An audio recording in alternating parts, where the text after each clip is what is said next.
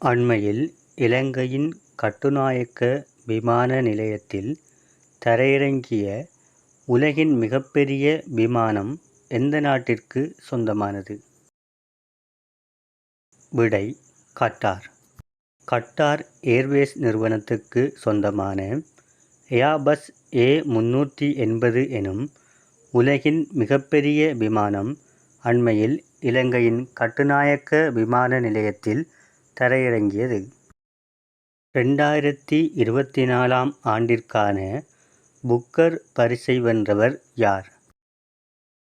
விடை: Samantha Harvey. Britain அல்லது அயர்லாந்தில் வெளியாகும் ஆங்கில நூல்களுக்கு வழங்கப்படும் புக்கர் பரிசினை இவ்வருடம் இங்கிலாந்தைச் சேர்ந்த சமந்தா ஹார்வே பெற்றுள்ளார். அவர் எழுதிய ஆர்பிட்டல் எனும் நாவலுக்கு இவ்விருது வழங்கப்பட்டுள்ளது. விண்வெளித்துறை சார்ந்த நூலுக்கு முதல் முறையாக வழங்கப்படும் புக்கர் பரிசாக இது அமைகின்றது.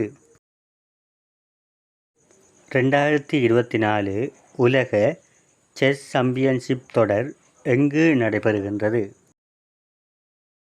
விடை: சிங்கப்பூர். உலக செஸ் சாம்பியன்ஷிப் தொடர் 2024 சிங்கப்பூரில் நடைபெறுகின்றது. உலக செஸ் சாம்பியன்ஷிப் தொடரின் நடப்பு சாம்பியனாக சீனாவின் டிங் லிரன் காணப்படுகின்றார். 2025 ஆண்டுக்கான G20 அமைப்பின் தலைமை பொறுப்பை ஏற்றுள்ள நாடு எது? விடை: தென்னாப்பிரிக்கா. 2025 ஆண்டிற்கான G20 அமைப்பின் தலைமை பொறுப்பை தென்னாப்பிரிக்கா ஏற்றுள்ளது. தென்னாப்பிரிக்காவின் அதிபர் சிறில் ராமபோசா ஆவார். 2024 ஆண்டுக்கான G20 மாநாடு பிரேசிலின் ரியோ டி ஜெனிரோ நகரில் நடைபெற்றது. அண்மையில் வங்கக்கடலில் உருவான புயலுக்கு பெங்கல் என பெயர் வைத்த நாடு எது? விடை: சவுதி அரேபியா. அண்மையில் வங்கக்கடலில் உருவான புயலுக்கு பெங்கல் என சவுதி அரேபியா பெயரிட்டுள்ளது.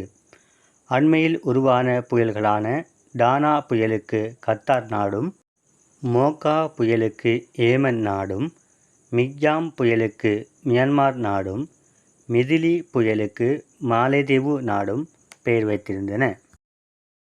2025 ஆண்டுக்கான பருவநிலை மாற்ற செயற்திறன் குறியீட்டில் இறுதி இடத்திலுள்ள நாடு எது? விடை: ஈரான். அண்மையில் வெளியிடப்பட்ட 2025 ஆண்டுக்கான பருவநிலை மாற்ற செயற்திறன் குறியீட்டில் ஈரான் நாடு இறுதியிடத்தில் உள்ளது. கரியமில வாயு உமிழ்தல், புதுப்பிக்கத்தக்க மற்றும் பருவநிலை கொள்கை என்பவற்றை அடிப்படையாக கொண்டு இது வழங்கப்பட்டுள்ளது.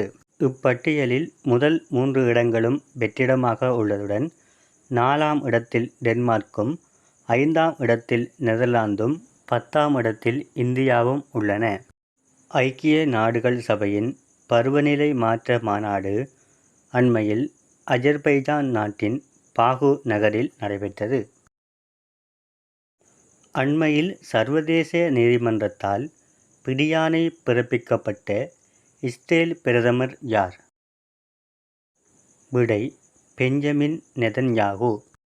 அண்மையில் சர்வதேச நீதிமன்றத்தால் இஸ்ரேலின் பிரதமர் பெஞ்சமின் நெதன்யாகு மற்றும் முன்னாள் நிதியமைச்சர் யோவ் காலண்ட் ஆகியோருக்கு பிடியாணை பிறப்பிக்கப்பட்டிருந்தது.